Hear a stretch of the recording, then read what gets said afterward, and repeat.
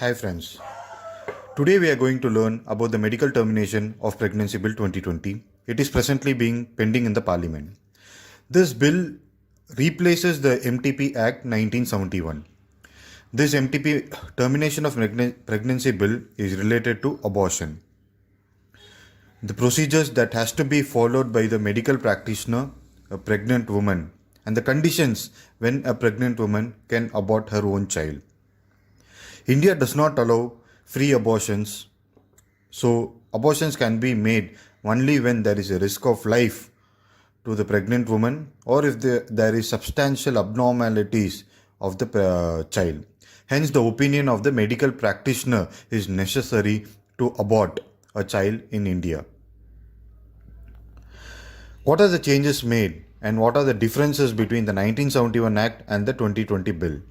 First one is 1971 Act allowed the termination of pregnancy for the maximum period of 20 weeks. Generally, it is for 12 weeks.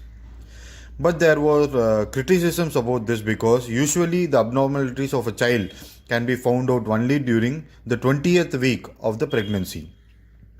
So earlier, to about 20 weeks, the abortion is not being permitted in India. Hence, we have come up with this 2020 bill.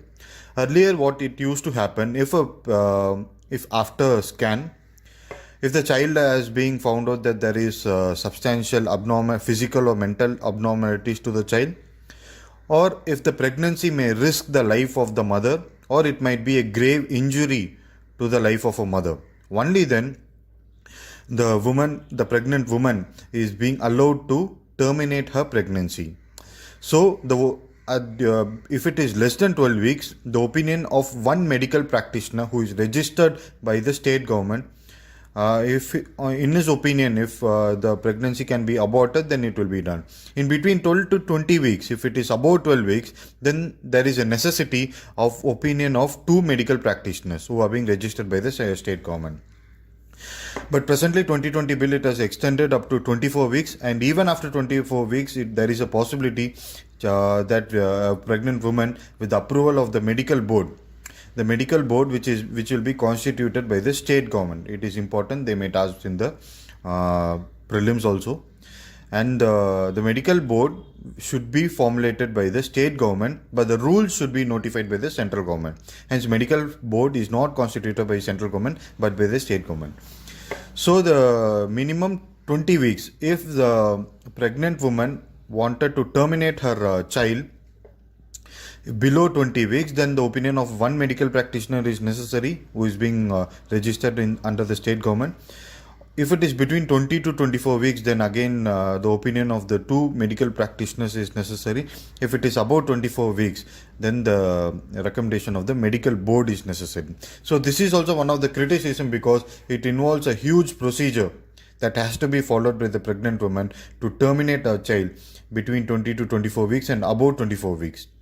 Because there are also criticism because some of the child's fetal abnormalities can be found out only after 24 weeks, and if they are not being aborted, it will be a grave injury to the life of the pregnant woman or else even the threat to the fetal. Earlier, the definition was only related to the married woman and her husband. The pregnant woman can only abort only if there is a failure of contraceptive devices and she has become pregnant by some mistakes.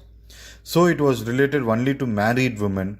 This has been replaced now with the word calling the woman and her partner rather than only the married woman and her husband.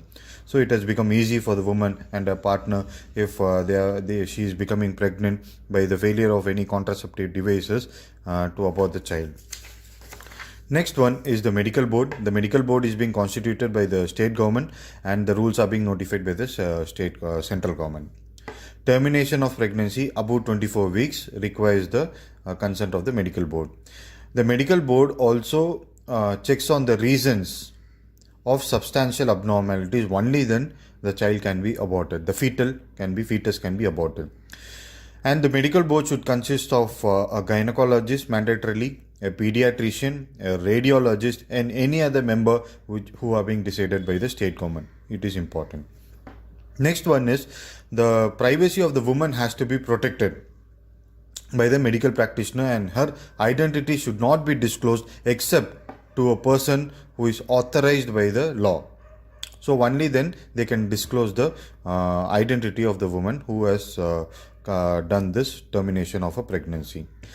If there is any breach of this privacy, then it can lead to a penalty of 1 year or fine or both. So this is all about our medical termination of pregnancy bill.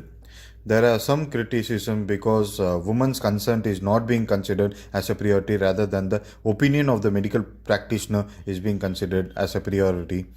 So this is all about the medical termination of pregnancy bill. Thank you.